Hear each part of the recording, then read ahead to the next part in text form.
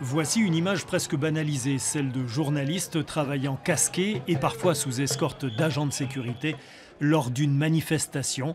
Celle-ci avait lieu à Bourges lors de l'acte 9 des Gilets jaunes. En Centre-Val de Loire, hormis quelques insultes et des individus agressifs, les journalistes n'ont pas eu à subir ce que leurs confrères ont hélas connu à Paris ou dans quelques grandes villes. Le sujet a néanmoins été largement abordé lors des récentes assises du journalisme de Tours. On pressentait quelque chose de malsain, c'est cette idée que s'installait dans le débat public une phrase, les médias.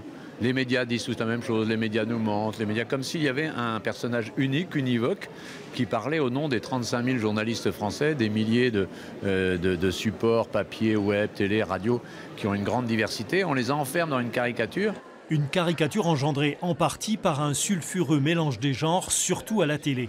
Pour beaucoup de téléspectateurs, journalistes et communicants ne sont qu'un seul et même personnage, une hydre médiatique dont il faut se méfier. Quand on voit tout ce qui se passe actuellement, il y a beaucoup de choses qui sont orientées. Donc vous êtes méfiant? Je suis très méfiant.